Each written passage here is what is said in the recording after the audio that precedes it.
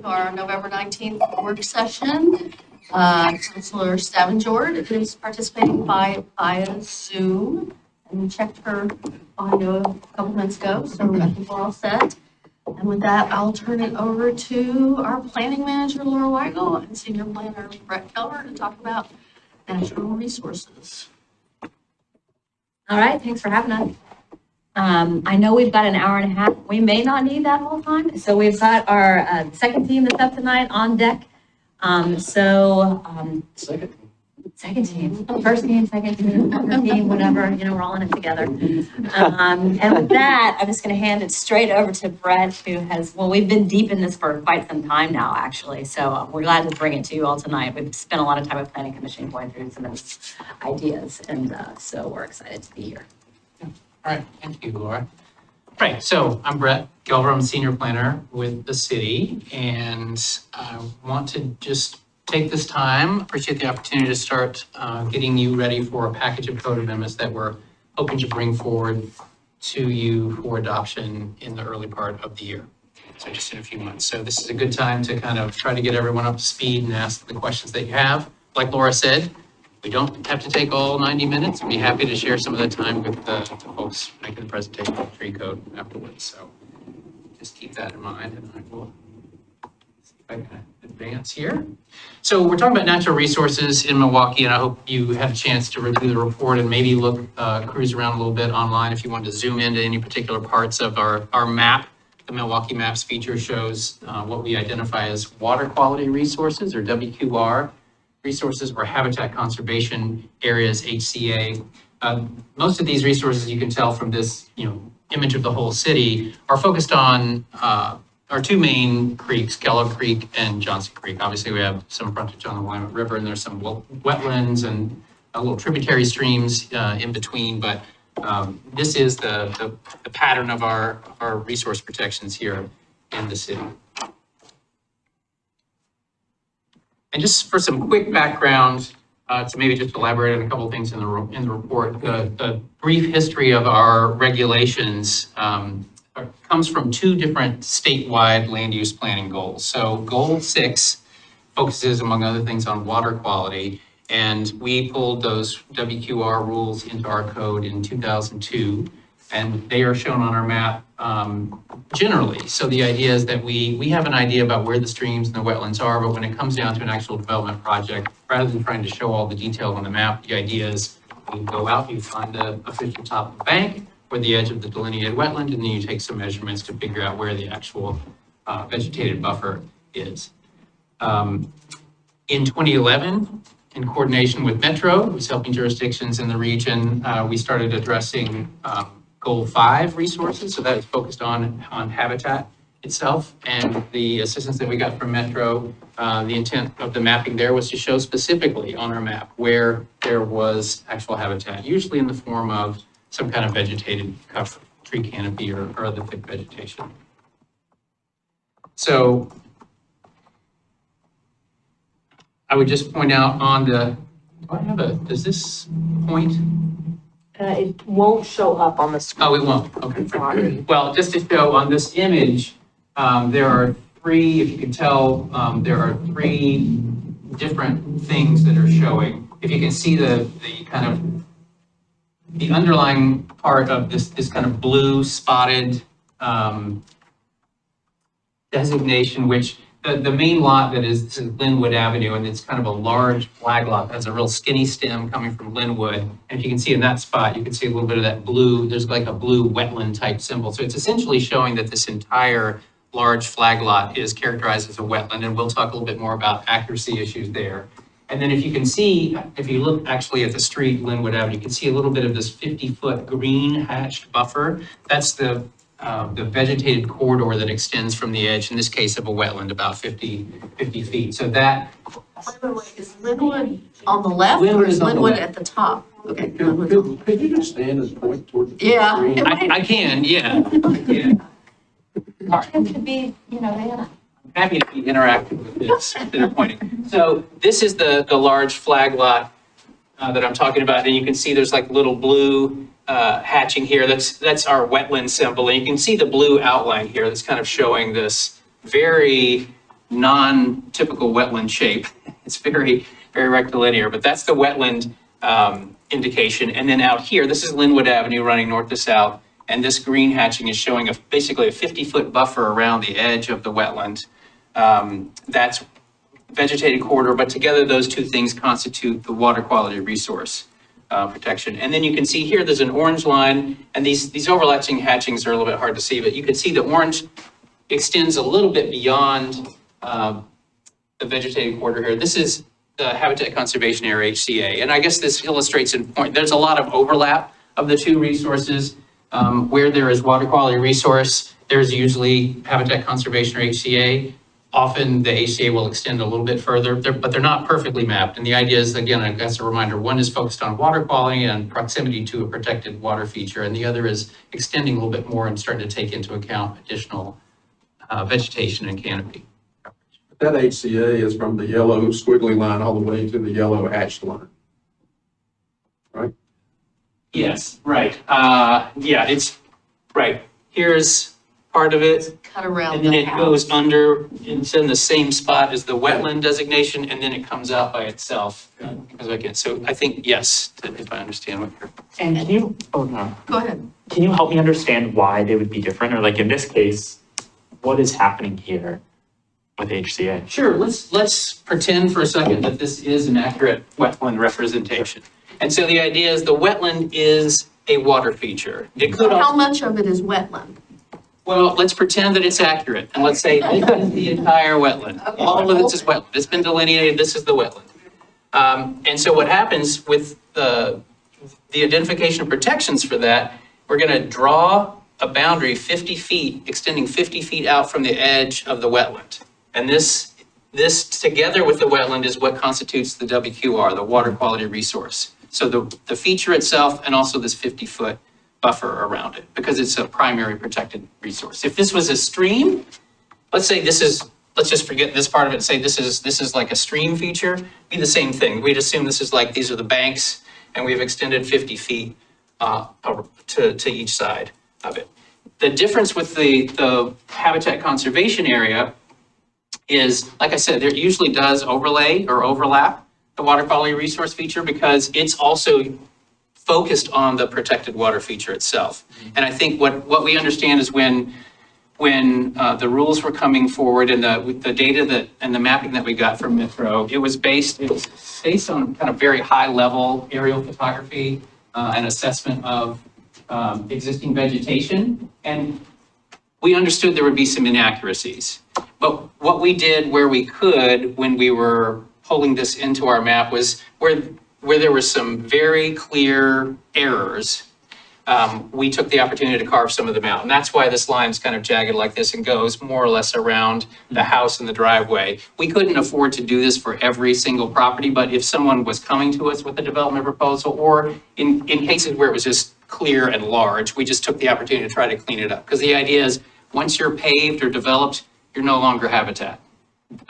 Interestingly, here, even though this is paved, it's still showing up as wetland. And the idea is that if this was accurate and this was understood to be a water feature, we still are trying to protect water quality around it. So habitat, once it's destroyed, is gone, but water quality, we can still try to regulate for and improve and protect, if that makes sense. Can I ask one more?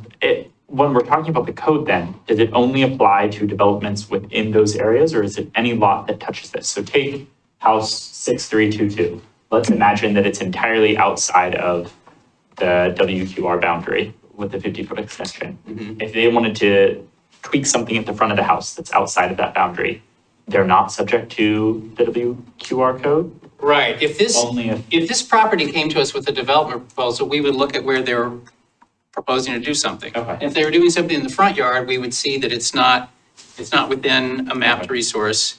And we would probably, if they're close enough to it, that we'd probably ask them to provide what we call a construction management plan to say, let's just make sure we're all clear about where the boundary is and that you're not gonna be storing equipment or materials or anything like that in the resource area. Yeah. Or using trees as braces or anything like that. But they wouldn't have to go through any kind of real land use review for this. If they did want to build a little, a shed or an ADU or something like that back here, then even though they're not let's say that this line is actually here, that's not, the wetland's not technically on their property, but they're within the 50-foot buffer of it, they would Yeah. have to go through some kind of land use review to do Okay. that. Even though they don't have the feature on their property, they're next to it. Yeah, that's helpful. Thank you.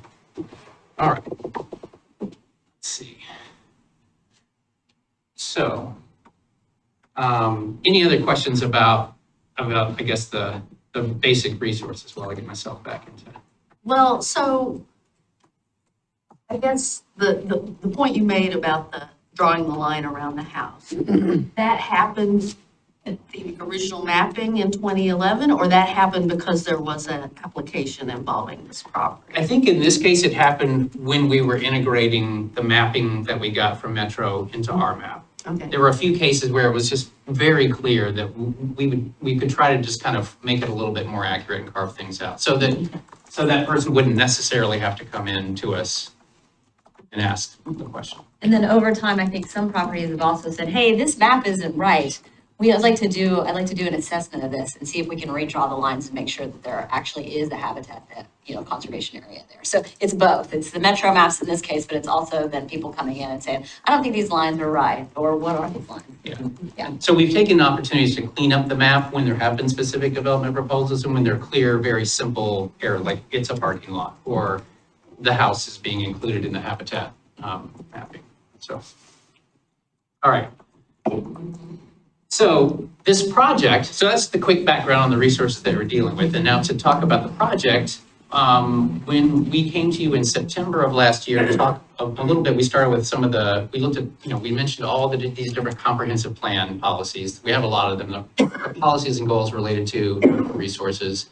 And what we wanted to indicate at that time was, yeah, there are a lot of things that we aspire to do. And some of them are happening already.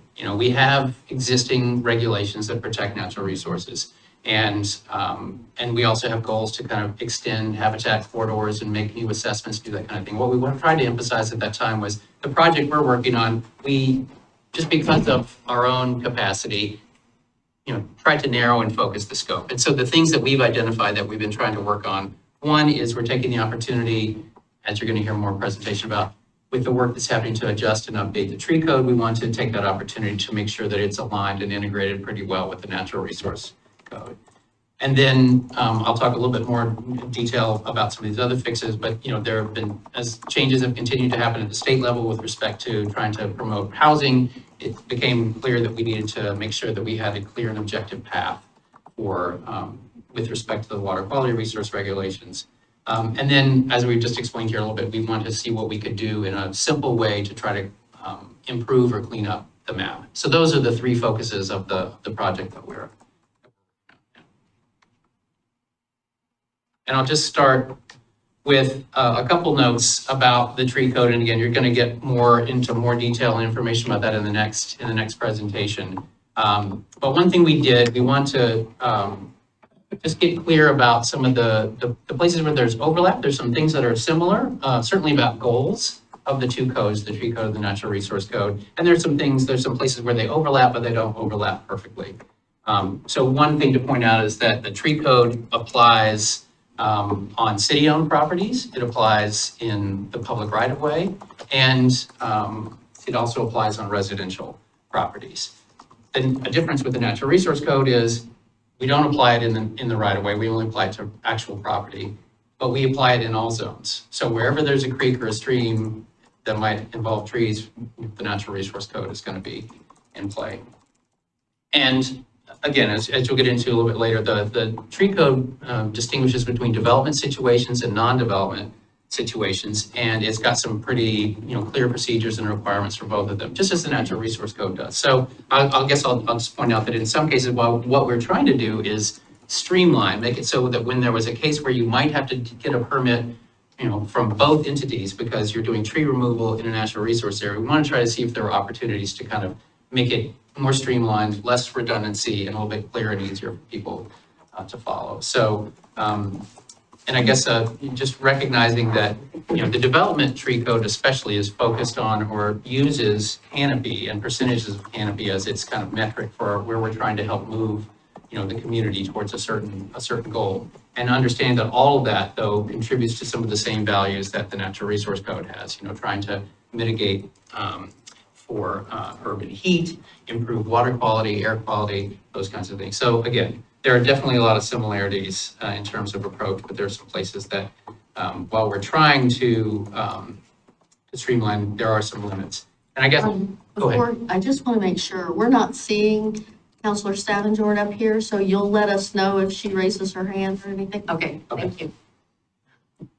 One of the things to point out is that where actual development is concerned, like I said, the development tree code has a pretty clear procedure. And if it's in a natural resource area, there's a high possibility there'll be some kind of land use review needed. And those two things, I think we didn't feel that it was worth a whole lot to try to pull those two things together. There are pretty clear procedures for each. So that's one area that if someone's doing development that involves some tree removal, they're going to deal with probably both the tree code and if they're natural resources, the natural resource code. Where we did try to focus was in non-development situations where trees might be removed, were there ways we could streamline? And some of what we identified and came to some agreement about was that where the natural resource code has previously had a lot of exemptions for certain specific tree removal situations. The idea was, and this all came through in 2011, 2012, when we were adopting that code, we had a combination of natural resource interested folks,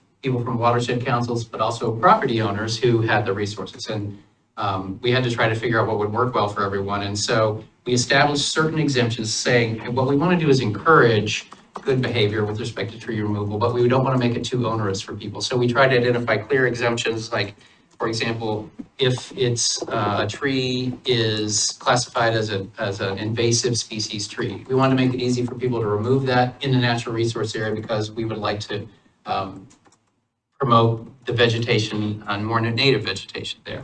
So we would allow people to remove up to 3 invasive species trees in a natural resource area in a year.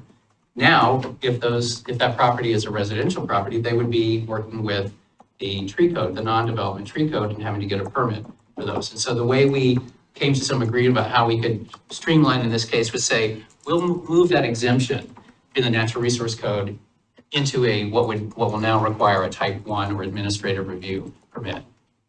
It would need a permit anyway from the tree folks. So the agreement was, as long as we're continuing to regulate it, we'll dispense with the need for a tree permit in those situations. So what we did was we just tried to identify some specific cases, these invasive trees, emergency tree removal situations, things that would now require a tree permit to cover them with the natural resource rules. So I'll conclude this by saying that because there's a few months of separation, I think, between our timelines where the tree code proposal that you're going to hear about tonight is looking to make these adjustments fairly soon. And what we don't want to do is have a gap between what the tree code covers and what the natural resource code covers. So I'll just say that what we plan on doing is when we come back to you with natural resource amendments, we'll have a small package of some additional tree code amendments that will help with this alignment. But we just wanted to tell you a little bit tonight that that's what we're doing.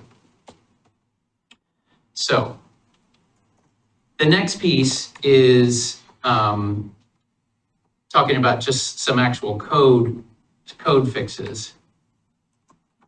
And one that I alluded to before was some changes to our water quality resource rules. I guess one thing to say is that in general, because of the importance of protecting water quality, the structure of those rules has been,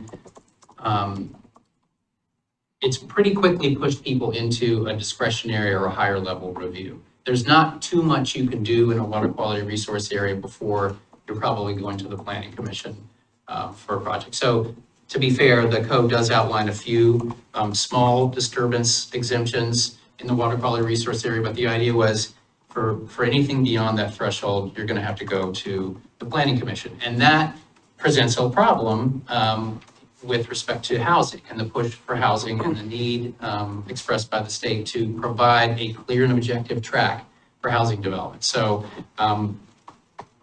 we're trying to definitely balance both things. It's important to have housing, but it's also important to protect our water quality resources. So we've been getting clear about how we can approach that, talking with the state about this. And I think what I am identifying as what we can carve out for an administrative review procedure, it's fair for us to make it a narrow path or a limited path, as long as it's possible for someone to use it. And I think what we've decided is that it makes sense to consider the amount of water quality resource on a property. If you have a lot of it and your property is very constrained so that it's very difficult to do anything without having some kind of review, the idea is that we'll come up with some kind of a calculation or formula so that we can try to identify a maximum, number of square feet that would be allowed through just an administrative review. That is a track that is in place right now for the habitat conservation area. So if you have a lot of HCA in your lot, you do some math, see how much is out, how much is in, and there's a maximum disturbance threshold, but you can calculate something to be allowed without having to go to the planning commission to do some disturbance. So we're trying to identify a carve out that way with some other limitations, like based on things that are already in the code about if it's an already very good quality water quality resource area, this exemption probably won't be available. If you're trying to remove a tree over a certain size in that area, you're probably going to have to get kicked into a higher review. So all this to say, we're working to identify what would be a clear and objective but limited path so we can meet the state requirement. So how often do you actually get development permits, people wanting to do? To do projects within a water quality resource?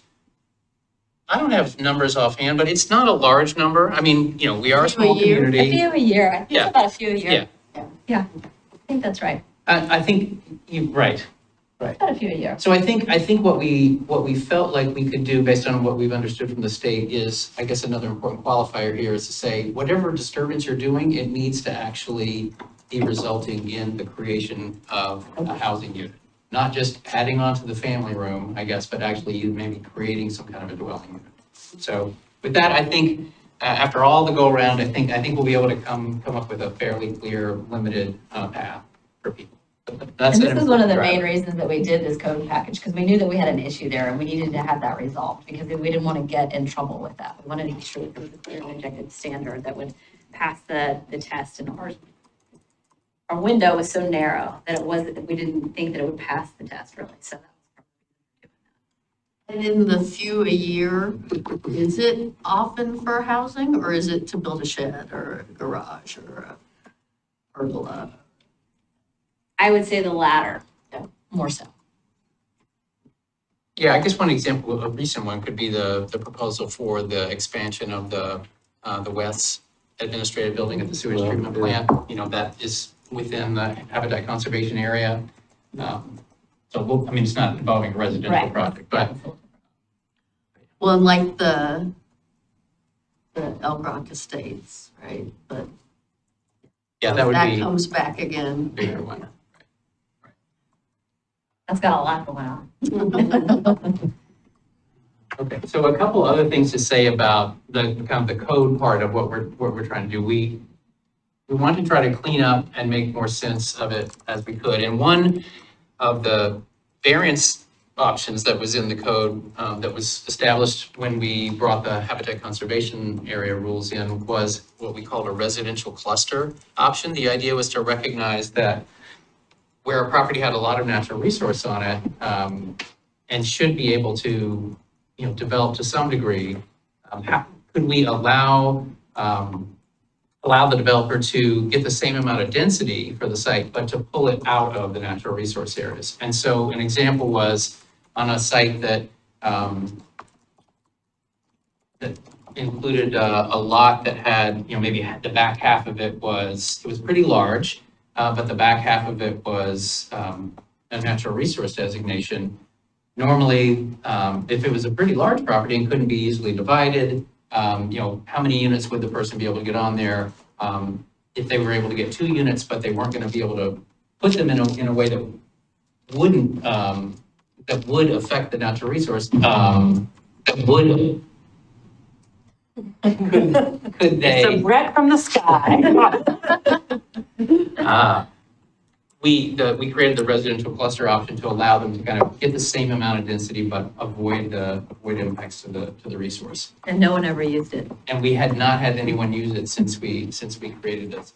Since then, of course, we have had the middle housing rules, which already provide a lot more flexibility, and allow people to put more units and housing types that wouldn't have previously been allowed. For example, in our R7 or R10 zones from the past, the best you could do probably is get a single house or maybe a duplex if it was large. Now you can get a fourplex. So we just found that since both we hadn't had any examples of this before, and with the middle housing, there's no need to retain this option in the code, and so just we're thinking we'll just take it out. We also wanted to try to make it a little bit more clear how you mitigate for water quality resource disturbance. There are tables and a lot of words in there, and it has often been challenging to try to give some guidance to applicants about how they should prepare their application and what they should show for that. And so we wanted to take the opportunity to make that a little bit clearer, in particular to emphasize that there are these three classifications of water quality resource based on their kind of how much vegetation they have and what general condition they're in. One is good, that's the best, marginal, middle, and poor is the third one. And we want to just be very clear in the code changes about trying to emphasize that we're trying to push poor and marginal areas towards a good status with the mitigation that we require. So we have some ideas about that. And then the last thing that I'll highlight for now is about another topic that we'll be talking about later tonight, the regular session, and that is with the recent need to address the FEMA flood changes coming with respect to the Endangered Species Act. We want to take the opportunity to see if there's anything that we should adjust in the Natural Resource Code while we've got the hood up on that. And I have a couple thoughts about that. In general, I think that it's another thing that, again, is going to overlap because we do have, where we have these water resources, especially our streams, northern wetlands, there is also often a floodplain overlay. Again, they don't perfectly match. Sometimes the floodplain is, smaller than the resource area. Sometimes it extends quite a bit beyond it. But I think that my first assessment of this is I don't think there's going to be a lot of conflict. I think it'll be another case where if you happen to be developing on a site that has natural resources and floodplain, there's probably not a great opportunity to streamline those two things. You probably just need to address both the natural resource rules and the flood rules. And they're both headed in the same direction and doing the same thing. But I'll talk a little bit more about that tonight at the other session. So.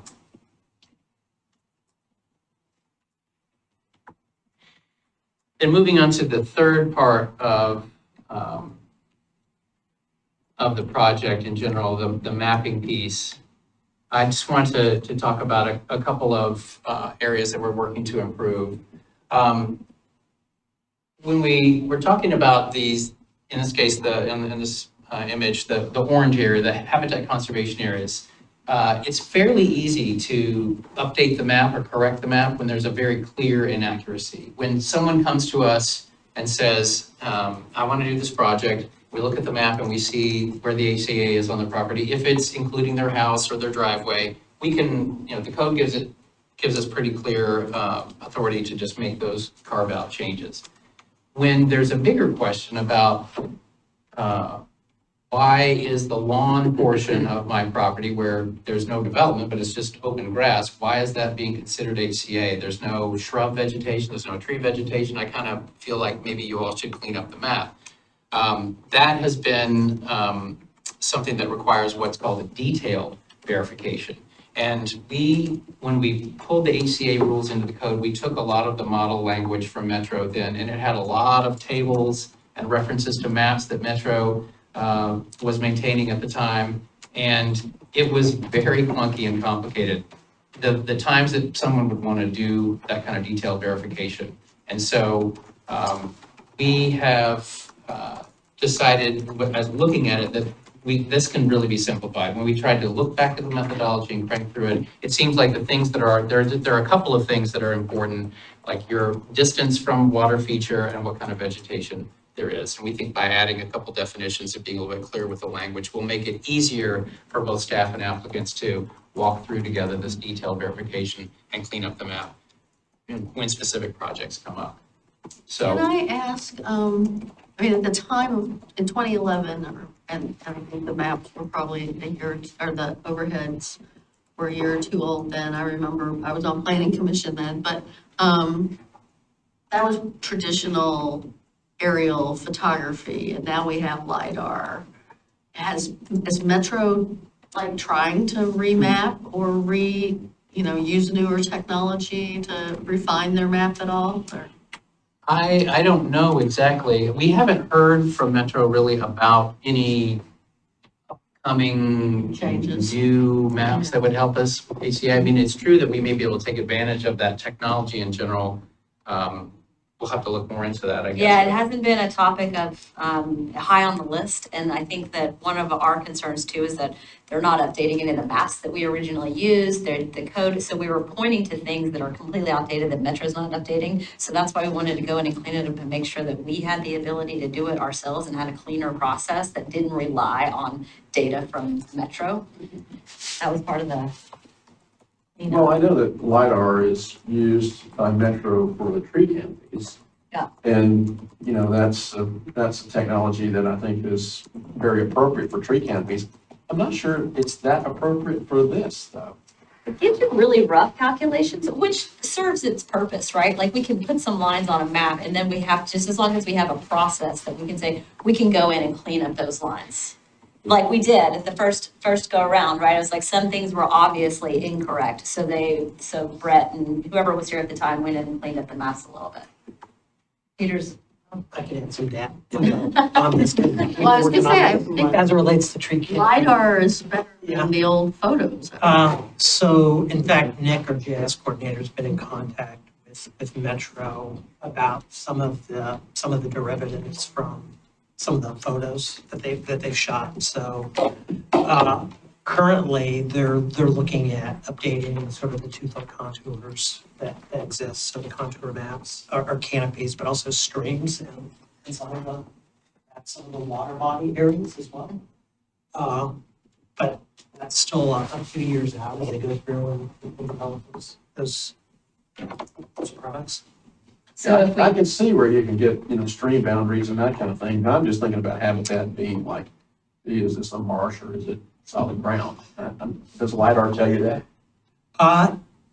It can with other tools. We've also used LiDAR to develop our impervious surface areas, sidewalks, parking lots, to get, those boundaries that exist there. And it's been a useful tool. So and we always want to use the best available data that we have, obviously, because we're as committed to protecting the natural resources as we can. So if there's new technologies and new information that comes along, we would take a look at those and see like, are our maps looking like Metro's maps? Do we need to make any adjustments based on that? So I think that maybe in a couple of years when we've got some new data, that would be a good opportunity to go in and look at our maps compared to that. Another map-related thing that we wanted to just take the opportunity to look and see if we can make any adjustments or updates relates to stormwater facilities that in some cases are shown as natural resource features on our map and in some cases not. And the impetus for this in part came from this project in the image on the far left. This is I think is a residential care facility on Stanley, kind of across the street from the Ukrainian Bible Church and the Grove. And you'll see the green hatching there with the arrows pointing to it. That's basically an open storm ditch where a city storm pipe opens, daylights, and kind of travels in this open ditch, makes a right hand or left hand turn, so a right angle turn and flows south. And you can see the arrow pointing on the bottom part of that image is pointing to what did end up getting delineated as a wetland on another property. So, and there is vegetation there, so there is arguably habitat happening. At the time that, for a long time, this on our map was shown with a 50-foot buffer on either side of the stream. So it was actually extending quite a bit farther onto both the parking area, but also to the property to the north. And that property on Stanley was one that kind of triggered a look at this because we started to have people interested in redeveloping the site. It had a house on it that should be demoed, maybe it has not been demolished, but kind of a defunct house. And we had developers looking at it for a cottage cluster project. And one of the things they had to do was basically correct the map because we were showing this 50-foot water quality buffer extension onto the property. And so it prompted a look to see, one, just, wow, this isn't actually a natural stream. It's water that's being supplied by our own storm system, which you could step back and say, well, our storm system is kind of conveying water that's falling somewhere in the city and just being, directed to certain places. So there's an argument to be made that, and certainly because there is some habitat there, that it should probably be a protected water feature, but what degree? And I think the code has two levels of water feature, a primary protected water feature and a secondary feature. And the distinction between those includes a consideration of what area, how large is the area being drained by them to that point. And so in this case, we worked with the applicant, they got a natural resource consultant involved to essentially determine that the drain shed, I guess, of this feature was small enough to be classified as a secondary protected water feature. And so we used that to shrink the buffer from 50 feet down to 15 feet as per the code. But it did raise this question of, should we be regulating these at all, or how do we think about these, and do we have others that we should be looking at? The other two images on the site, the middle one is the Willow Place natural area, kind of in the southeast portion of town that our maps are showing as simply a stormwater detention or retention area. It's not being shown as a wetland or other natural feature. The same with the image on the far right is the relatively new storm facility that's been established near the 7 acres apartments at Oak Railroad 37th near PSB, the Public Safety Building. I'm not as clear on the history of the Willow Place area, but for sure we know that the area near Oak and Railroad was constructed. It's an engineered, there was not really a wetland there before, and it's been, a lot of stormwater now is being piped to it. Over time, it will, the way it's been planted, it should provide some habitat, and obviously is dealing with some water quality issues, but it doesn't rise to the level of what we understand would be considered a wetland that would be delineated and approved by the division or the Department of State Lands. So we've got a few things to try to figure out here because we'd like to try to be consistent and clear about what features are regulated as wetlands and which ones are not, even though they obviously all will still have some habitat value, but there is a regulatory difference. So. And what about Roswell Pond? Right, well, interestingly, And Roswell new Pond developer shows up, Street. Roswell Ponds do show up as wetlands, wetland features, and so they are getting water quality resource protection. The new ponds coming at the west end of Kelvin and Balfour, I think my understanding right now would be that we wouldn't consider those to be regulated wetlands. Again, they obviously will have some benefit. Part of the thing to consider is again, this buffer around them. So it might not be as big a deal for the Oak Railroad Monroe facility because what's immediately adjacent is roadway, railroad. That 50 feet is not going to encompass certainly a lot of residential properties. But in the case of the Willow Place area, if you extend a 50-foot buffer around that, the properties, in this case to the west and the south, are going to be, if they want to do a project in their backyard, even though the facility itself is not on their property, they might have to go through a significant land use review. So, we're trying to think through that, and we want to coordinate more with our natural resource team in Public Works to see how we can navigate through that. But it's something we're trying to address as well. Well, I kind of like your primary, secondary distinction. I'm not crazy about not giving them any protection at all. That distinction does work, comes for stream features, but the wetland distinction is, are you delineated or not? Like, are you a Title III for metro wetland or not? And so that's where some of the things that have been suggested to us that you would look at would be, is this, even if it's engineered or a man-made facility, is it replacing a wetland that was there before? Is it adding to a wetland that's nearby somehow? Or is it just, kind of created entirely for stormwater purposes? Was there any water in this area before? That kind of thing. So there's still some things to sort out. And then kind of coming back to our one of our examples from before, the image on the right is this image we were looking at before when I was getting up and kind of showing you this. This is not a natural wetland shape. This is representing the wetland layer just being applied to the boundary of a tax lot. And you can see kind of in the middle, there is a little bit of a kind of pond type feature that was identified that is probably more of the actual wetland. And then the image on the left is another city-owned property. It's not too far from Ball Michelle Park, just kind of off Willow Street in that area. That is,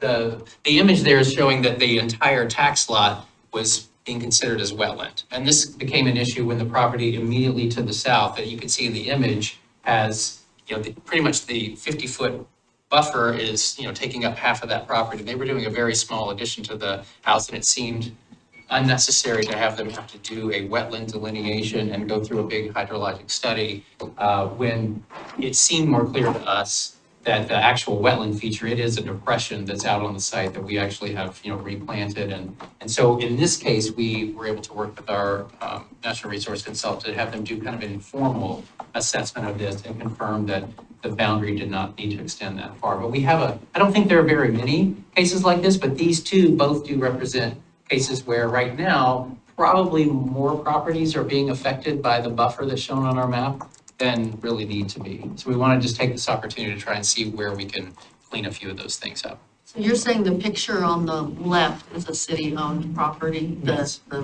blob in the middle? Yes. And is that a stormwater pond, or is that just nothing? It's just a natural depression? Stormwater.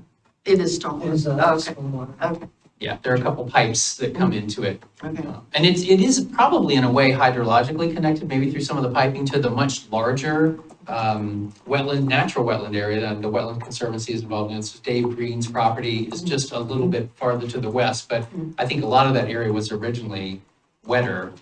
So it's not entirely, just made up, I think, but as development happened over time, it ended up being, I think, the focus of some stormwater detention there. So.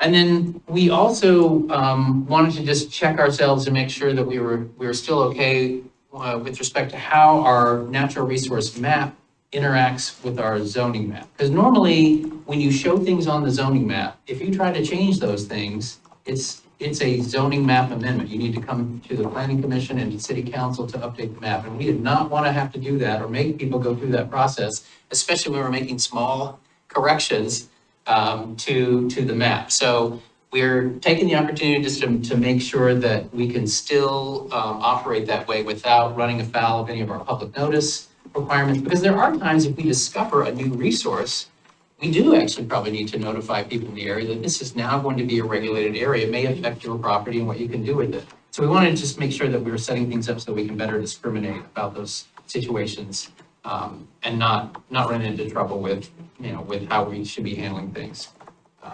So that's the thing we're checking. We're coordinating with Justin and kind of talking to other jurisdictions about how they do this as well. So with that in mind, I guess I'd say, what we're hoping to do is pull together our changes and start a formal code amendment process in the early part of the year, going to the Planning Commission, and then coming to you. And so again, we want to just start the introduction. I think we're close enough that hopefully, we'll all be able to remember kind of some of the basics of what we talked about when we come back to you in a few months. But want to see if you have other questions about what we're looking to do. Less of a question, more of a comment. When you talk about the residential cluster development and removing that, I can see why that's appropriate here. I went in and I looked at some of the code behind that. I'm really interested as we talk about an affordable housing package in January, applying some of that logic underlying that, where you can maybe change what's allowed on a lot without actually changing the underlying zone as a way that we can allow for more affordable housing. So all that to say, I'd be curious. Will you say that again? I'm Yeah. sorry. Yeah. I think there's some, reading through the code, I think there are interesting variances that you grant, just as right, if you are trying to do a residential cluster development. And I'd be curious to see what it might look like to apply some of that same logic to affordable housing when we bring the code forward. And I can go, maybe we can follow up and I can highlight some of the things that I see. But Okay. in Code C, there are a few different qualifications when you can do a residential cluster that then would trigger changes where you're not subject to minimum lot width and depth standards. Or other things. So Okay. I'd be curious what that might look like. Applying that logic to affordable housing. Do I think it belongs here? I think you've made a good case to remove it, but Okay, yeah, got it. It's, I'd be interested in that too, hearing more about that. Like how that ties into, I see where you're going with that, and I think it could be an interesting piece. Obviously, it's off the topic, but just We can talk, yeah, we can think Second. about that as we're coming into the affordable housing code incentives package that's that we're interesting. bringing in January. very interesting. So when I looked at the, the big map, WQR, as you said, it tends to follow the major, creeks. For the most part, we have other, WQRs as well. But when you apply the 50-acre, 50 foot? no, the 50-acre definition to WQR, can that be applied on that sort of linear corridor? Or how does that work? Well, if I understand what you're asking, I guess, I will start by saying that those key streams like Johnson Creek and Kellogg Creek, I think, I'm assuming that, well, the working understanding is that those Those fit up to natural definition. Well, and those are draining a really Right. large area. So maybe my question should be, how many standalone 50-acre WQRs do we have? If any? Well, I don't know that, Does people know what I'm talking about? I mean, I read 50-acre definition for WQR. well, I think that is about trying to determine how big a deal you are as a water feature. That is like, how large an area Right. are you serving, rather than are you yourself Oh, 50 it's acres curbing inside? rather Yeah. than exhibiting. Yeah, so for example, this daylit storm pipe that's in the open ditch, the conclusion was, when you look at the area that's feeding that, it was under 50 acres. Whereas Johnson Creek it's draining thousands of acres probably, right? So it is definitely a primary protected water feature versus the smaller stream, storm stream section, if that makes sense. So it's I about got the it. drainage area. I got it. And not a question, but just a comment is that this is terribly complicated. It's so complicated, Okay. and it was so complicated before, that's why we're trying to go in and clean it up, and it's still gonna be complicated. But I mean, almost like the thrust of this thing is synchronizing all of the defined, land categories with jurisdictions and overlapping jurisdictions and our own goals and comprehensive plan and housing and tree code. So it just has a lot of layers. So I salute you. Thanks, we're in there doing the little technical fixes. When the first time I read the code, I was like, I don't think I understand. If I were an applicant, I would come in and look at this, and I almost had heart palpitations. I was like, there's gotta be a way that we can clean up some of this Well, stuff. and to that point, I think even when you're done, I think it's still going to be complicated. Oh, it's still gonna be complicated. And so, It is by its nature. yeah, So I mean, is there, complicated. this is way down the road, but I mean, any thoughts on how you simplify it for the masses who have to come interact with this? Oh, one small step at a time. Okay. Maybe someday we can go and get it even more simple. I feel like we're like in this process, it's like little baby steps to get it cleaned up enough. And then someday, maybe Okay. in the work plan, I'll be here maybe before I retire. I do think that, this going into it, there was the question was, how much cleaner can we make this? How much more simple can we make this? And I think that, to a large degree, organizationally, I think it is actually fairly clear. Like, I think we tried to be fairly clear in identifying sections and kind of stepping people through. It's true that if you haven't worked with it before and jump right into the middle of it, I think it probably. Which most people haven't worked in it really before. complicated, but Only Brett, who's been working in it for the last 20 years, really understands it's set up to where it's really easy to. Well, but just, for example, like, there are some sections, there's a section of exemptions. So if, you could find yourself there. I kind of tell people that part of the effort is trying to find yourself in the code, like with what you want to do, where do you find yourself in here? Oh, I just want to do a shed. Okay, well, look in the exemption section, see if there's a description of I don't know how big your shed is, but if it's less than, let's say, 150 square feet or something, oh, that would be exempt. Okay, there we go. And you keep trying to find yourself in terms of the activities in the different level, like type 1 review, type 2 review. And at some point, if you didn't find yourself, you're getting into the big review. But I think that it is still going to be complicated in terms of the structure, but trying to make sure that the structure is clear and that you know what you're reading when you're reading it. Yeah, it's never gonna All be. Brett is the answer. Well, but it shouldn't Be done. right. It shouldn't be right, depending on one person, right? But Right. we do all have to know how to drive the car. Yes. Yeah. So I wanted to bring up a thing that I brought up with you over email a couple months ago. But you alluded to it earlier that, if it's developed, it's no longer habitat. And so we have all along Johnson Creek in the North Milwaukie area, a lot of development that would be in the 50-foot buffer. And a lot of buildings, frankly. But, so I get it, like where you've got a building, but it seems to me there's a difference. I don't know. I'm trying to find a difference for parking lots. We have a lot of underutilized empty parking lots on some of these businesses, and to give them a out of the protections just because they were allowed, 70 years ago to build a parking lot that went really close to the creek, seems to me a terrible idea. So, and I mean, yeah, and there's no water quality, there's no swales, there's no green infrastructure protecting the runoff from those parking lots into the creek, We did a little bit, I think, along when we did Broad Street, but generally there's not any. Is there something we can do to not grandfather all those parking lots in as exceptions to the HCA? Well, yes, I was looking at your note earlier today, and kind of got clear about how to talk to you about this, I think, because this is where I think it's a good example of that there are these overlapping layers. It is true that when we're talking about habitat conservation areas, when you are developed, you are gone, right? But that's overlaid with the water quality piece. So as long as you're within 50 feet of the stream, you don't get to just build anything there just because the parking lot's already there.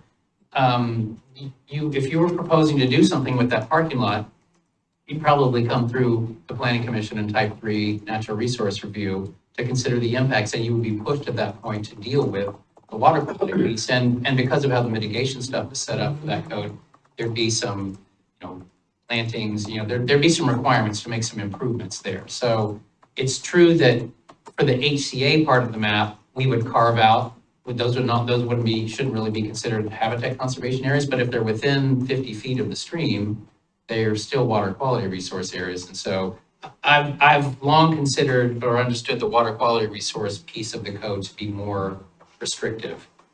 Like I was saying, you more quickly get into high level review and don't have as many exemptions. And I do agree, yes, and I agree with you, Mayor Beatty, that it is a concern. It is really sad when you see that there's not more that we can require there, mostly because we can require a little, but we can't require a lot, I think. And I think that in order for us to make changes and address that more holistically, you'd really have to kind of develop a program around incentivizing folks to pull that stuff out, and then even possibly providing funding to help them pay to do that kind of thing. So it would be I think it would be a much larger program that would need to get developed, and just see like are there other jurisdictions that do that type of program, and what does it look like to really make any real difference as to what you're regarding is that there's just underutilized parking lots that are just right bumping up against our water quality. Yeah, I do understand from the folks at Johnson Creek Watershed Council that there are some grant potentials for those kind of projects, not huge, not a Yeah. lot. But. And would the property owner have to pay, would the property owner have to apply for those grants? Like, They'd have to be a partner with the Watershed Council. Right. I mean, they'd have to obviously consent to the work on their property and stuff. Right, so it's kind of taken effort to build, to identify which properties are the highest, we think could have the highest value and the highest impact on making improvements in those areas. Yeah. And then trying to build that relationship with them and then partnering with them to go for a grant. So it's no small task. Yeah. Well, and one of them is the OLCC, as a state agency, and a state agency that's going to be selling their building presumably in a few years. So it's sort of like, how do we get in there? How do we talk them into letting us depave some of their parking lot and build better habitat along the creek before they sell that property off? Yeah. Yeah, I think it's probably fair. It's a fair point to just say that at least, my perspective is that the code it's kind of defensive, right? It's trying to prevent bad acting. Because the irony is that the only way that we really, with the code, get some of these mitigation plantings and kind of improvements to try to move those poor areas up to good status is when you do something, right? So that's when, the tools kind of come out that we can kind of push those areas. But absent that, we are talking more about getting at some of those other things that are in the comp plan about goals and policies, like how can we improve? How can we incentivize people to do a better thing? The only thing that I can really think of at the moment, and I'm not sure how effective it would be in some of these areas that you're talking about, like the North Industrial area, for example, would be to, what incentive could you provide that isn't already afforded to the property owner? Like, would I let you build a taller building if it's farther back? I mean, would that be useful for a manufacturing facility? Maybe it would be useful if you could, we don't really have the density limits, but if someone's doing it, if it's a mixed use kind of thing, could they, but maybe it'd be about heights or, Maybe more about height. something like that. And I'm not sure that there's a lot of real incentive there, but that would really make something like that happen. It might be more of a thing like developing like kind of a proactive program where we're trying to connect people with grant funds available and promote and advertise the opportunity to depave and do that kind of thing. And by staying out of the way with the code to say, oh, if that's what you're doing, you're removing impervious surface, we don't need to talk to you. Like, you don't need to come through our land use review. This is a good thing. Yeah. We want you to do. Well, and maybe doing a pilot, trying to find one parcel and helping them get a grant and, working with the Watershed Council is a way to just kind of open people's eyes to what the potential is. Yeah. I was going to suggest maybe perhaps another way to do that to incentive depaving is through charging more on the impervious surface area for industrial customers. It might be a way to do it as well. That might be a consideration if it's unused and not. Yeah. So that might be a. Do we potential charge based on that now? Oh, We that's do charge on stormwater. impervious surface Yeah. area. Yeah, I like that. Yeah. Also, one of these kind of projects could qualify for the good neighbor money you were talking about yesterday. Yeah. Good, I'm so glad you're here to identify that. It's like not something the planning strike. We're working smarter together. That's right. Are there any other questions or thoughts? Aren't happy to turn more time over to the tree. Counselor Stavengard? No questions here, just appreciate the presentation. Okay. Okay, well, if, no more questions, we will. Thanks, All all. right, good job. Yeah. Trees probably needed more time anyway. Nice job, planner. Yeah. We'll see you in a few hours. But you didn't quite make it under the 1 hour. No, not quite.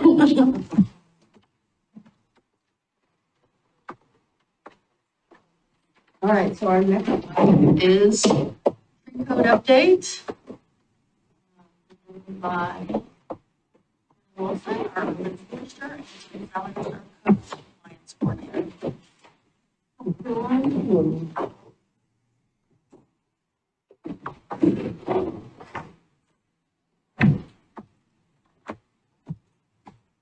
Way to wear your branded swag.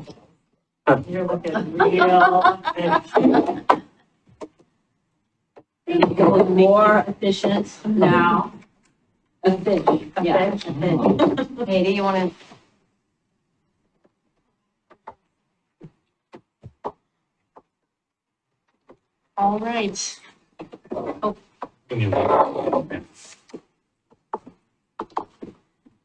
we're here to talk about tree code update. We were last here, I think it was early March with proposed amendments. So it's been a little while, long work in process. But I think some of the changes that we made are going to be really beneficial, and I'll just get right into it. So just giving a brief rundown of our current tree code. We regulate public trees starting at 2 inches DBH. DBH is the diameter at breast height. We have a major pruning permit for public trees. So if someone's wanting to prune more than 20% of live canopy, we require an approved permit, or if they're going to be removing a tree. We do require replanting, replacement tree with all public tree permits. The new tree just needs to be a species that's listed on our approved street tree list. We also have our private residential development tree permits. So this is only applies to projects in residential areas of the city. Applicants must meet our 4 key standards. First one being our preservation standard, which is to encourage the preservation of the maximum amount of on-site canopy. Our planting standard, which encourages the replanting of trees to meet our canopy goal of 40% coverage at maturity per lot. Our protection standard, which basically to protect any existing trees on site from any construction impacts. And our soil volume standard, which is to ensure that appropriate soil conditions are met for future plant success. And then we have our private residential non-development tree permit. So all trees on private residential property require an approved removal permit if they're 6 inches DBH and up. We have our type 1 permits, which typically cover trees that are dead, dying, diseased, hazardous, posing unmitigable infrastructure impacts, or invasive. These require supplemental documentation from the applicant.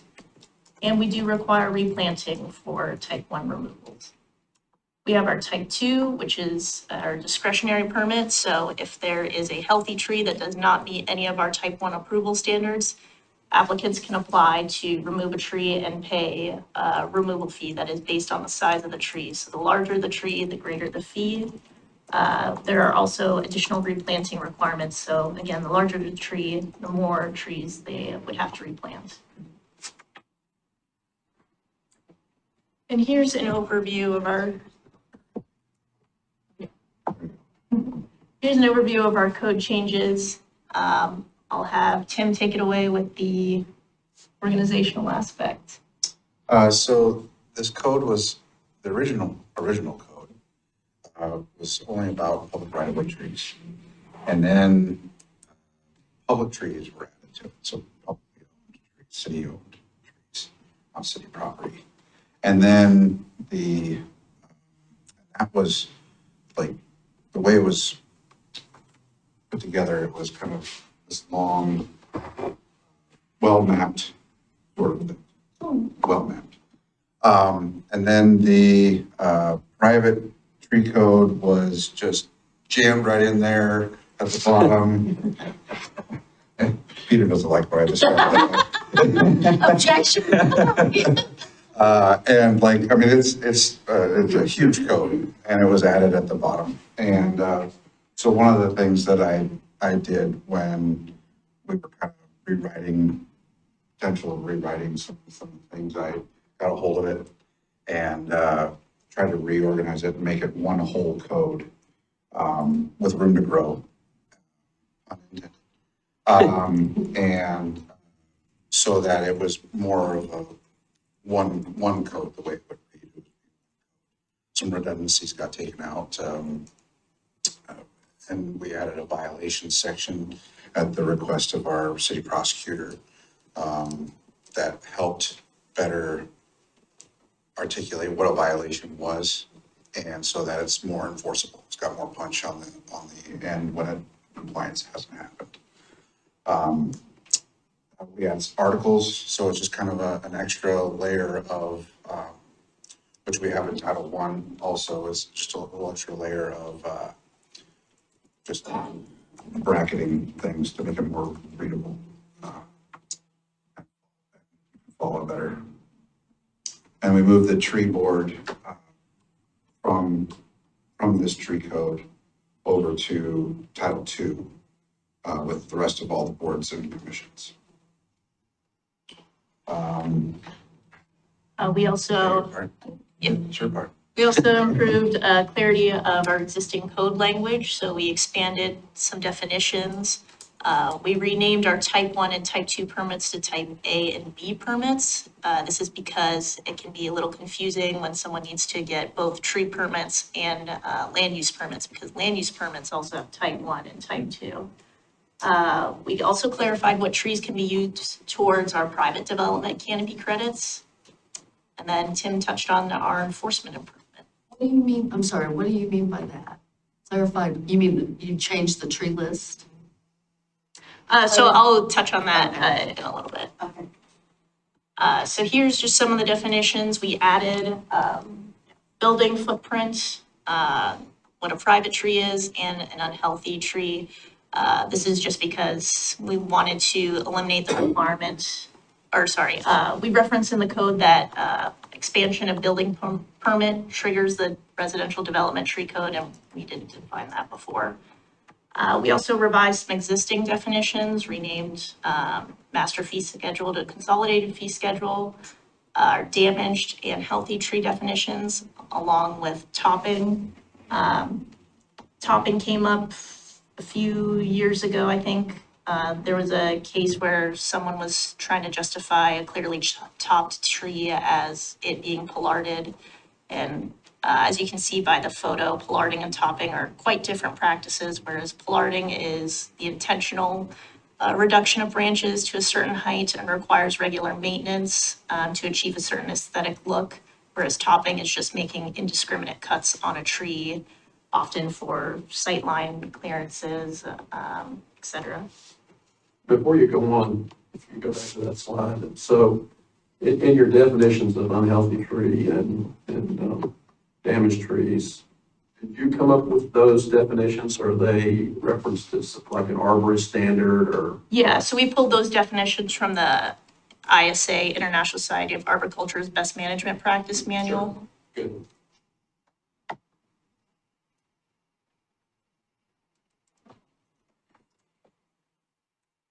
So the violation section, there was a bunch of different violation sections and because of the public tree code, private tree code.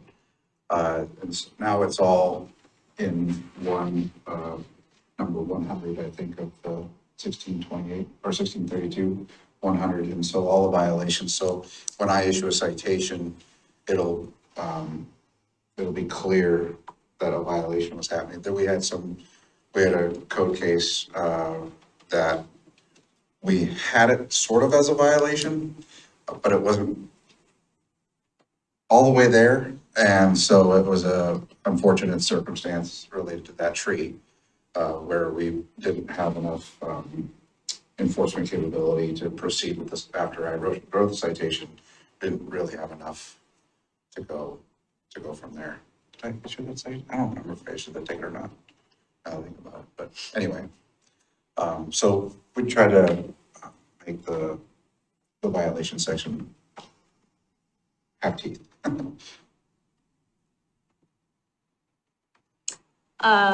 There's a few administrative changes. We removed the public noticing requirement for public tree removals that are dead or infested or listed on the Oregon noxious weed list or Milwaukie invasive tree list. Typically, all public tree removals require a 2-week notice period where signage is placed on the tree and the appropriate NDA is notified. We didn't feel that it was necessary in these 3 circumstances. Could I clarify, are you still required to replant Yes. public tree? Okay. Did we revise the Milwaukie invasive tree list?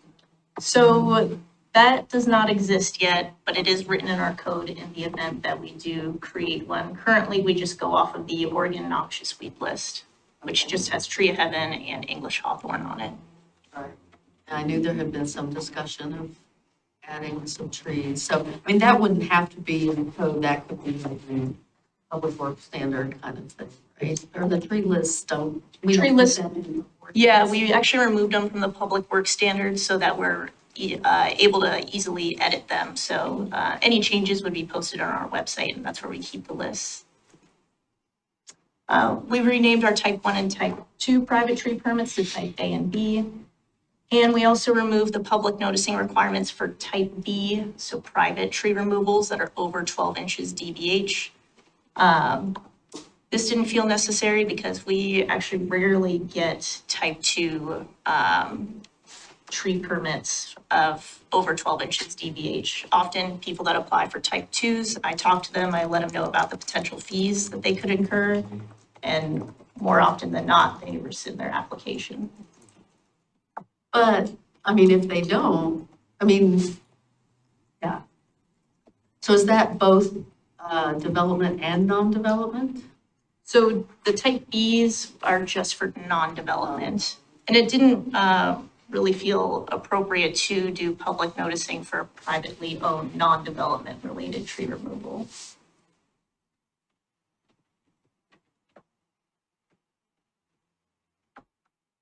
And this is where I'll touch on what trees can count towards canopy credit for our private residential development tree code. So we just wanted to clarify that only trees in healthy condition can count towards the planting standards. We don't want folks counting trees that are in poor health or dead for canopy credit. We also are now going to allow applicants to count trees that are less than 6 inches DBH towards their canopy credit. Previously, we only allowed them to count trees that were 6 inches DBH and up, just because that aligned with where we start regulating tree removals. But feedback from the community really encouraged that we account smaller trees because it allows for better canopy age diversity on lots. And then we also are going to require that any trees less than 6 inches, they supply a performance bond to ensure that those trees are kept in place for 3 years from the bonding date. We also removed the requirement for a development tree code permit if there's no building footprint expansion. But non-development tree code would still apply in those cases. So if they wanted to remove a tree, they would still need to get just a private tree removal permit. Before we go on, can we talk about this performance bond? We've done this on developments, and I was a fan of them when we did that through the planning commission when they were going to build something and they were required to have landscaping and everything like that. And, it was generally commercial, development and that kind of thing. And I'm not saying I'm against it. I'm for the idea of not just planting a tree and then walking away and letting whatever happens. It seems pretty complicated for a private landowner. I'm not sure. I mean, I can just imagine the reaction that says, okay, you got to have a performance bond on this tree. Just trying to think about the unintended consequences of this here. It is a little complicated. The first couple ones, it was complicated for us to sort of communicate to the developer, like what they needed to do and where they needed to go and how they needed to do that. And we actually even had some that just wanted to pay a fee instead of They'd holding rather pay on, the right? fine, yeah. Or not a fine, but just pay a fee instead of holding the bond.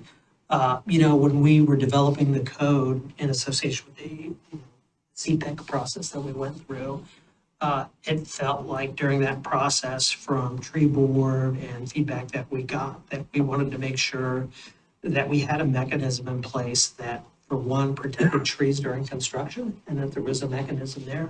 So there's correct me if I'm wrong, there's a bonding requirement for tree protection, the trees that they're protecting, to make sure that, that the trees continue to thrive and flourish after construction.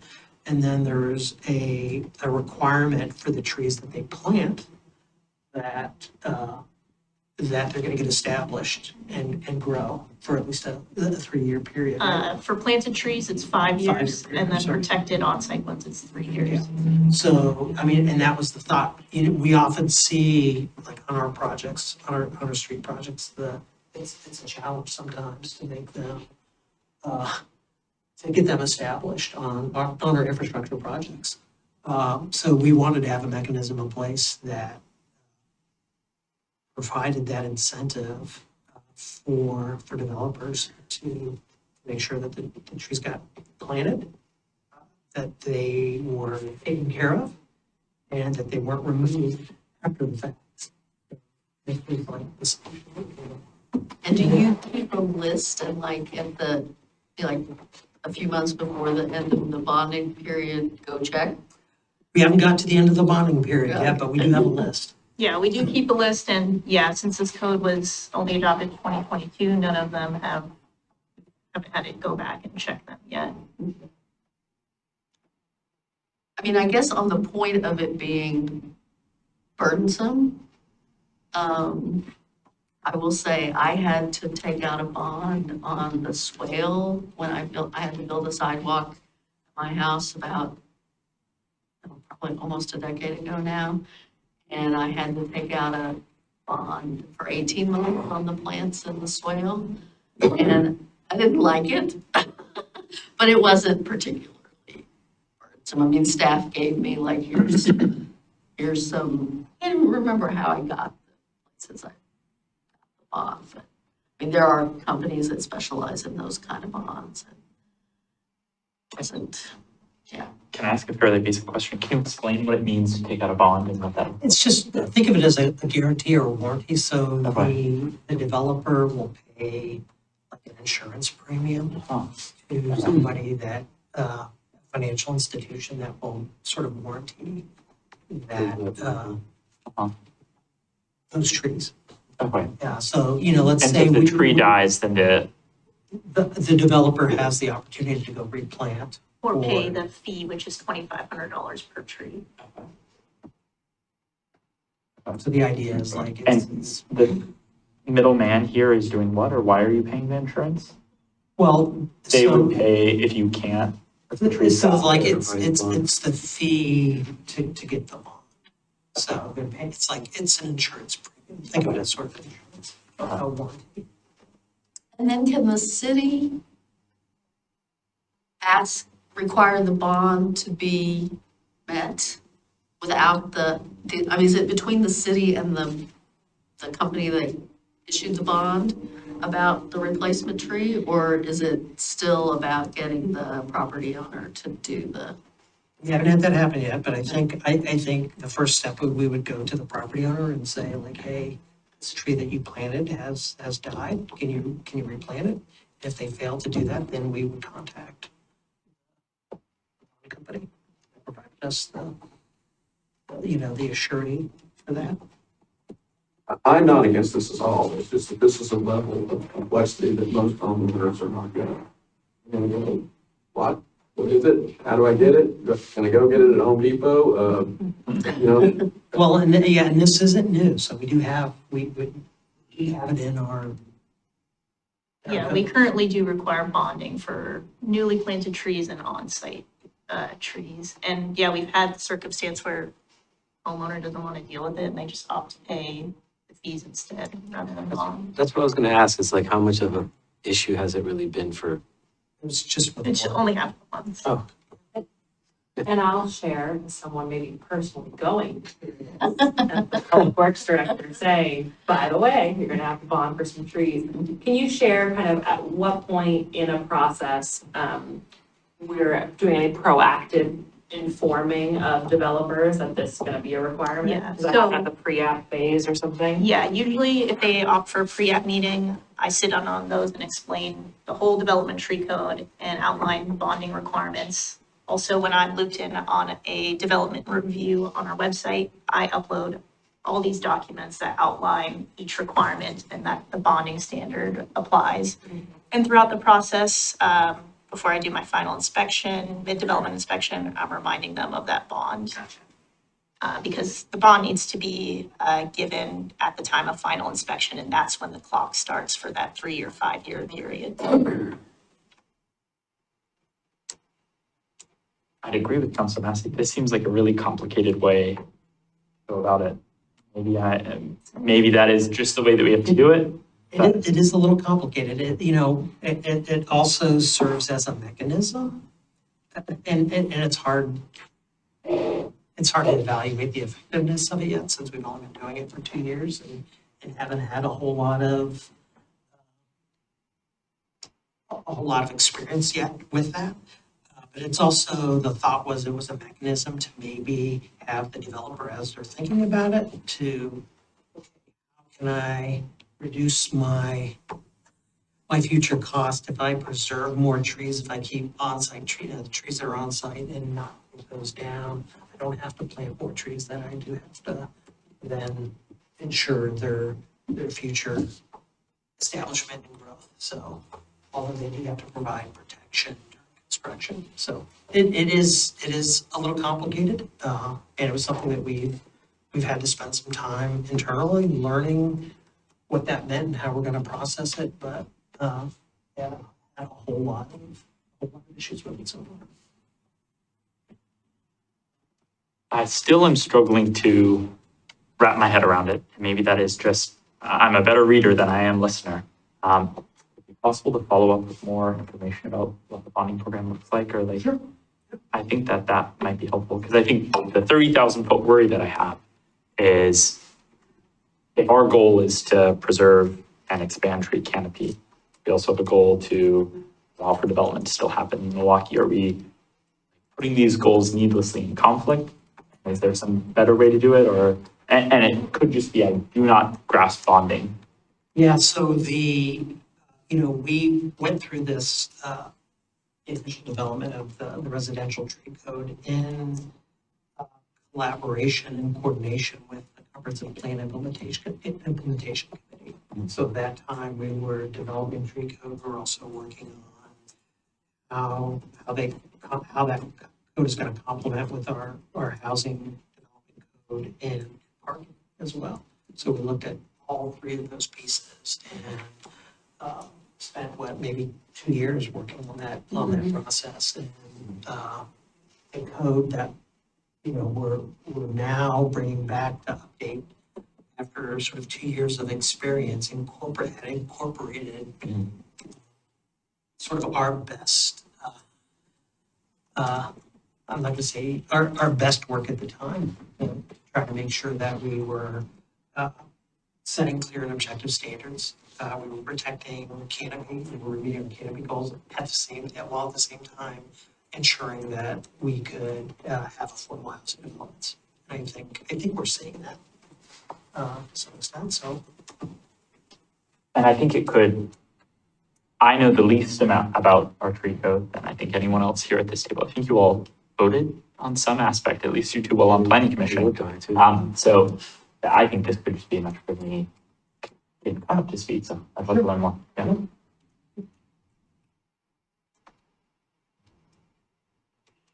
All right, and just wanted to reiterate that our goal with these code amendments were to align the impact of the code with its original intentions, address any loopholes in enforcement, and just have better organization for readability. So we're hoping to accept any feedback and translate them into code changes and bring back to council next month for adoption. And of course, we would modify any existing outreach and informational materials on our website to reflect any changes. Any questions? It looks like Council President has a question. No? Okay. I had a couple of I guess, one question and one comment. My comment is, I'm going to admit that I did not get tree code. So I will get through the whole tree code and get you any comments by the time by December 1st. Or maybe by the end of this week. I did notice, I liked the organizational you know, the reorganization, the thing you put on the front of the organizational structure. And it makes total sense to me that you're moving the tree board to in with the other codes. I noticed in doing that, you eliminated term limits for tree board, and was that intentional? I believe the term limits is in the general part of the boards and commissions. Oh, is it? So it was a duplication, and it was just as I was redundancy removing, that was the little snip off of that, because it's in the general title too. I didn't realize we had a consistent term limit for all the boards. I thought some of them Because- had 3 and some of them had 2 and. Yeah, so when it starts, typically when a board or commission start, you have half of them start with 3 years and then 2. Yeah. And then that way they're staggered, Right. like we do with other senators and whatnot. So since it's established, it was the duplication of how to start it. Yeah, no, I taken out. understood And then taking also, that and out, also the but term limits. I didn't realize the number of terms was uniform. Okay. That's fine.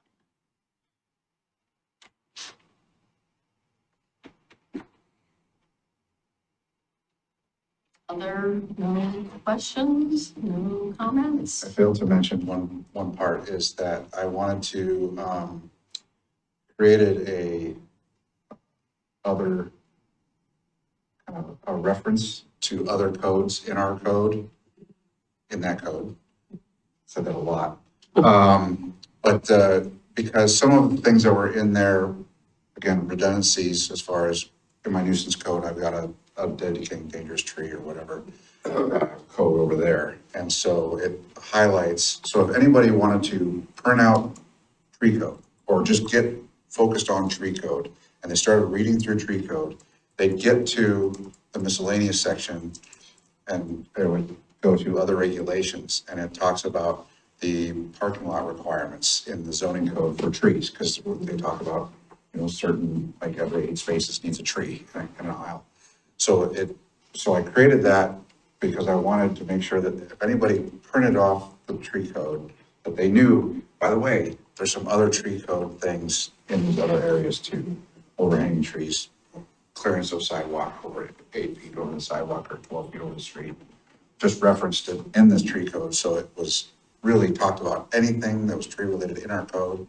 It was in this code section, even though it might, the reason for it might be living somewhere else. So you still think those tree nuisance things should stay as nuisance code? It shouldn't be moved into this code? Well, that particular one is only the one in the nuisance code, and yes. So I seem to remember that when we originally came out with the tree code a couple of years ago, that we had sort of a simplified infographic handout. Yes, we do have that still on our website. Okay. I don't know if it's simple, but Well, as simple as you can make it. Yeah. I understand the challenge there.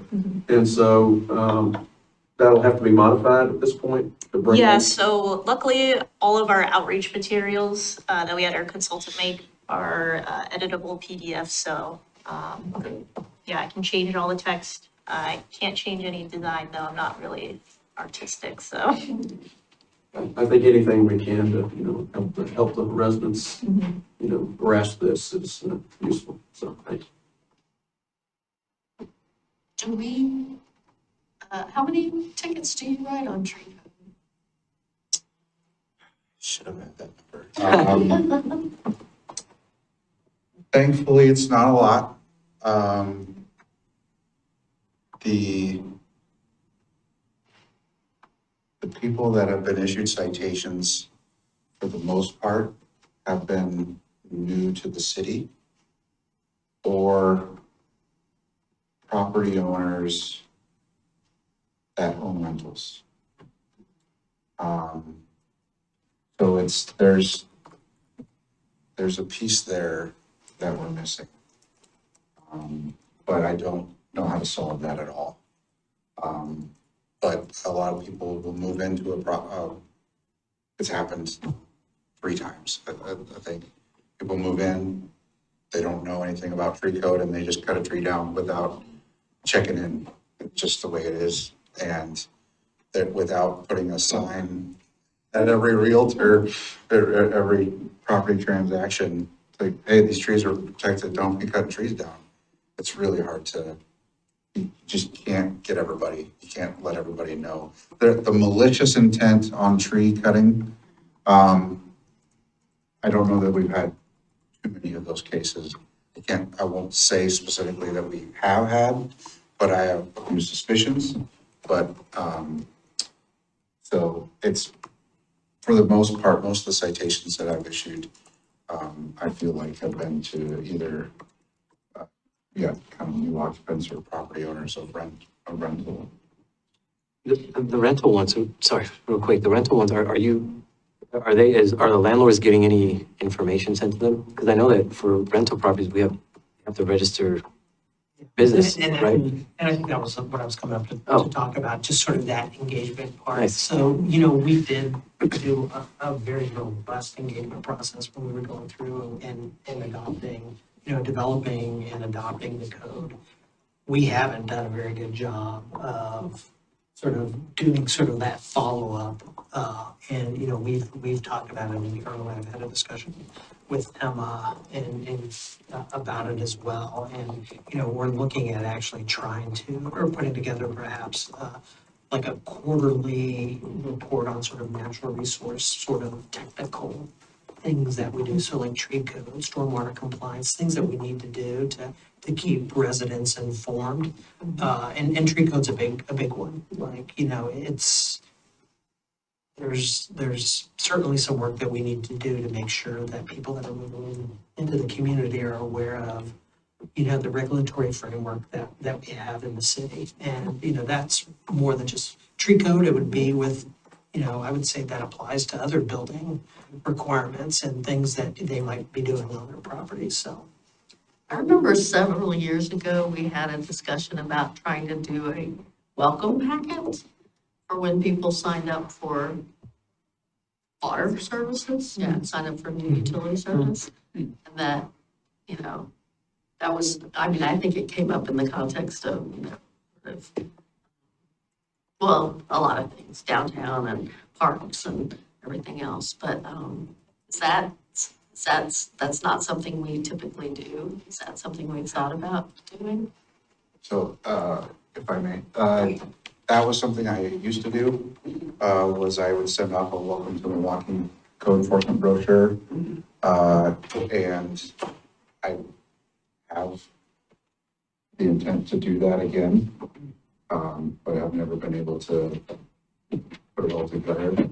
But it wasn't like a package. There used to be a different way, like way back when I first started with the city, way back in the late 90s.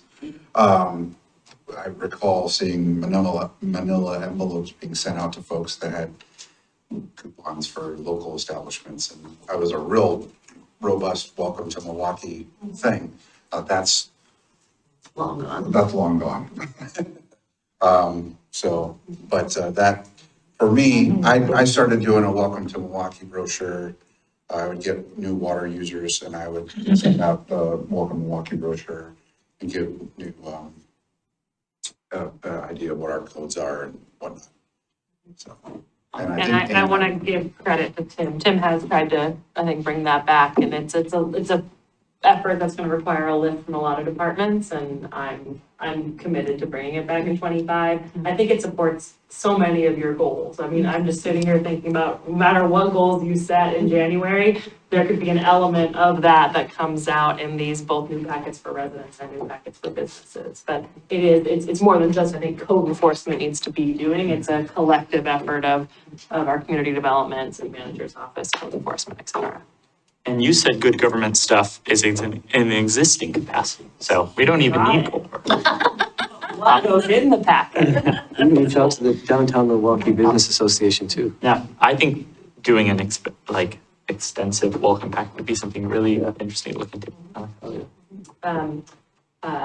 that old place I used to work, they would always have the bike map out as well, so, Oh, cool. and here's your closest transit routes. Give everyone's buzzword while we're at it. Bada bing, bada boom. Hi, Council. I just wanted to pop in and also add that one of the priorities that Courtney and I have talked about for the coming year in 2025 is building out an equity implementation plan for our urban forest management plan. And one of the critical pieces of that is identifying and prioritizing our community engagement around our tree code, and also that community vision goal around developing our community stewards of our urban forests, and how a lot of the one impact of our tree code is it can be pretty punitive for folks that aren't violating it with malicious intent, but just didn't know. And so how can we start that relationship with our residents much before that? And so we have talked about welcome packets and thinking about all the impacts we will have kind of throughout the city. And so wanting to plan out our capacity and engagement thoroughly in the grand scheme of all the efforts and touch points we want to do. And so writing down all the ideas of what we can include and should include in the welcome packet, as it's definitely a priority that we're hoping to bring forward in 2025. Anything else you wanted to add about that?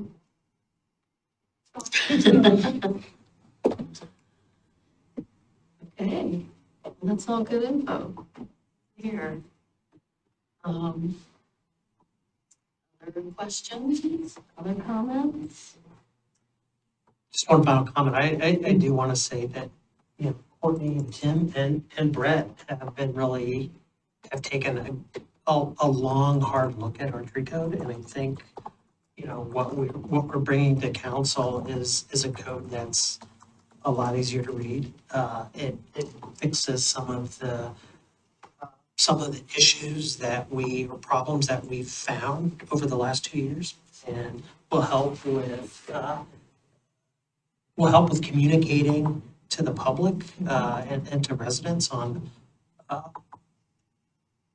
what are the key components of the code. I think, as Tim mentioned, things were sort of jammed in there or layered in there. I'd like to say layered in there. But they've done a lot of work and have spent a lot of time trying to get this together and bring it to the finish line. Good job. Months later. It was on a forecaster earlier, but I think It there was, yeah. someone was out of the office. Give yourself some credit. 7 months. Well, great. It'll be good to get it all adopted. Thank you. Thank you. All right, is there anything from the regular session? Bring up council reports if you would like. We have 15 minutes of going Oh. reports. Sure. Council reports. Anybody want to go? Well, our and the Watershed Council meet tomorrow night. I'm probably gonna go to the Watershed Council just because they meet less frequently in the park. So, probably wanna do that, so.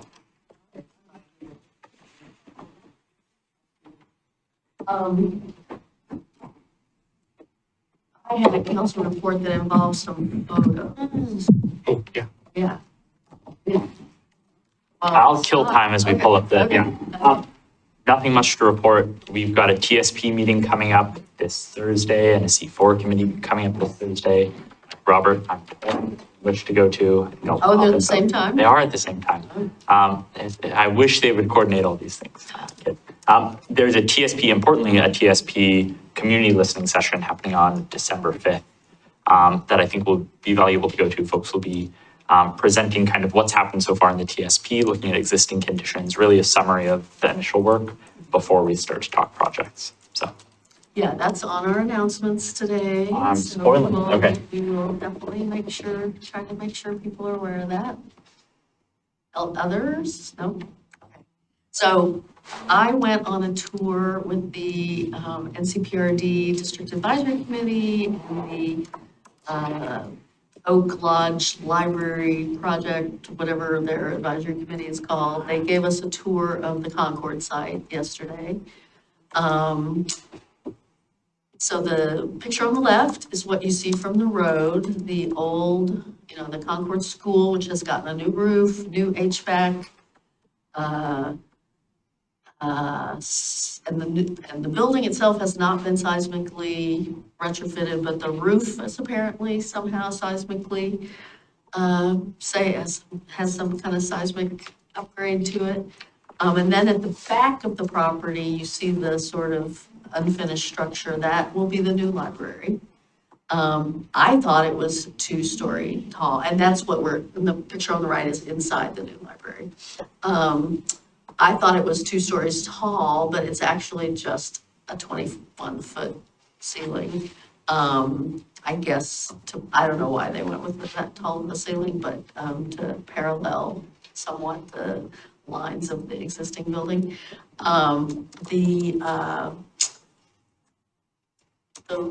The wood that you see across the front of it facing out toward, so what's on the left is parking lot up to about the end of the existing building, and then play area and fields and paths. Well, I don't think they're ball fields. There's some amount of green space and paths and picnic area beyond. So these windows of the library will look out onto that play area. This wood that you see in the picture on the right, at the lower part, will all be windows. And it'll be windows that look out on the play area and on the play area.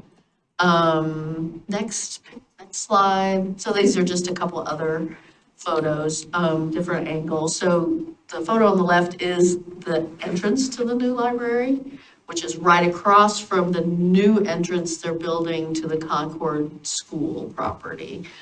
So that property has not been ADA accessible. That opening down at the far end will be a new entrance with a new elevator and be much more accessible. This project is due to open about this time next year. It sounds like the park could potentially open sooner. The library might even open a little sooner. The extent of the rebuild of the Concord School into a community center is really, they talk about this as phase 1. They're not doing extensive renovations inside. They're doing some, they're doing some cosmetic upgrades. That doesn't sound like they're going to upgrade the bathrooms. They're really looking at the second floor as the public space, and that's where they're going to do sort of the cosmetic upgrades. The lower floor is being treated as, at this point, as staff space. They won't really be programming activities down on the lower floor. And we'll see what comes after their system plan wraps up and, they start talking about a phase 2. But anyway, this is that library is something around a $15 million project, and the rest of this, the park and the upgrades to the school building, are an $18 million project. And it's recently reported they transferred some of our STCs to this project. So I just thought people would like to see it. I'm sure there will be some more opportunities to tour in the spring when things are a little further along. They are planning to pave this parking lot that we're standing on, that this vantage point is from. Right now it's gravel and mud. They are planning to actually get pavement down in the next couple weeks before winter, because I guess they're worried about how muddy and mucky it will be for the construction crews if they don't. So anyway, that's. What sort of activities will they deliver in phase 1? What can they do after phase 1? Well, so there is a gym in there, and they do some basketball, and they actually lined some pickleball courts in there before they closed it for the construction. Then there's a good-sized meeting room, and then there's other classroom-sized rooms that they can use for, classes and things. Out of their, there will be some, one of the things that's come up with DAC meetings is what's the programming here versus the programming at Milwaukie Community Center, and how are they gonna be, what's gonna be overlap, what's gonna be coordinated? And I don't think, there's a clear picture of that yet. I do think that'll be a conversation that happens in the spring. Maybe we'll know more about what their plans are for that. But, I mean, they could use it for yoga classes and Tai Chi classes and some of the stuff that they do at the Milwaukie Community Center. It will not have a kitchen. It will not have the ability to replicate Milwaukie Community Center in terms of, Meals on Wheels and those services for seniors. That is, some of the downstairs could be reconfigured to that in a future phase, but at this point, with this phase one, it will not have. Yeah, that's what I know. It's mostly gonna be, there's a stage. So there's some ability to use it for some performance too. So gym, stage, classroom space, that's the main things I think it brings. So when it's full up, and this would be 2 stages, 3 stages, I mean. Oh, how many phases? I have no idea. This is just an open-ended deal, huh? Yeah, well, yeah, I think there is. I mean, I'm getting that. Yeah, Whatever Well, I mean- Whatever someone comes up. well, yeah, Last phase. there was a plan, like in 2019, around the same time we were just designing Milwaukie Bay Park. There was a big group doing a plan on this. And, so there are some things called out in the plan, like a maker space and different things. I think all of that is a little bit under, subject to potential revision depending on what comes out of the system plan effort. So I think I think NCPRD staff would say, what phase 2 is and what it might be will be dependent on the system plan. 9 phases. But when is the super plan coming? It's going to wrap up, next summer. There'll be a report coming up next Yeah, year? Okay. Yeah, and there will probably be some reporting, earlier in the year. They haven't brought the consultants to the DAC since this past summer, but I would expect we'll hear from them, early in the new year. For sure. But yeah, they're supposed to be, coming up with a sort of project list and costing and all of those kind of issues, and all of that should come out by next summer. Other questions? This whole complex is already north of $30 million. It is. It's north of $30 million. It's, probably basically 3 times the cost of Milwaukie Bay Park. Other people want to give council reports? Nobody has other reports to give? No? Okay. Okay, well then we will break and be back at 6:30. We have a pretty full agenda.